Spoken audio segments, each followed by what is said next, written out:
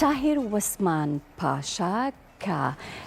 یاخود تاهیر وسمان حەمە پاشا کەیخسرە و بەگیجاف کە یەکێک لە شاعیرە زۆر دیارەکانی کورد کە بە یەکێک لە شاعیرە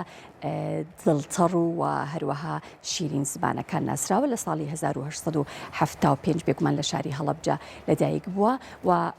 وەکو زۆر بەمان زانین کە برای ئەحمەد موختار جاف کوڕی عادیلە خانمە و هەروەها کوڕی ساحب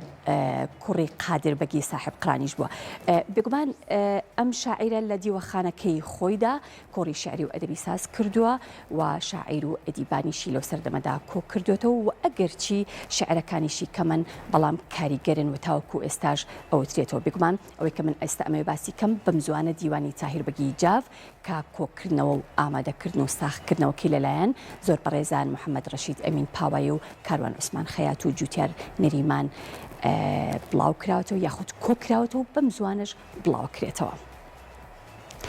تاهیر بەگی جاف لە ساڵی 1982 لە تەمەنی 7 ساڵیدا لە شاری هەڵەبجە خراوەتە بەرخوێندن و زمانەکانی تورکی و عەرەبی و فارسی زانیوە و کاتێک باوکی لە ژیاندا بووە داوای لێ کردووە بێتە حکومداری شاری سید سادق بەڵام بەوە ڕازی نەبوو و ڕەتی کردوێتەوە لە دیوەخانی خۆیاندا کۆڕی شعری و ئەدەبی ساز کرد و شاعیر و ئەدیبانی ئەو سەردەمەشی کۆ کردوێتەوە و ئەگەرچی شعرەکانیشی کەمن بەڵام کاریگەرن و تاوەکو ئێستاش ئەوترێتەوە خاوەنی دیوانێکی شعریە بە ناوی تاهیر بەگی جاف و لە ساڵی 1970 لە تەمەنی 43 ساڵی لە شاری هەڵەبجە کۆچی دوایی کردو و لە گوندی عەبابەیلێ بە خاک سپێراوە.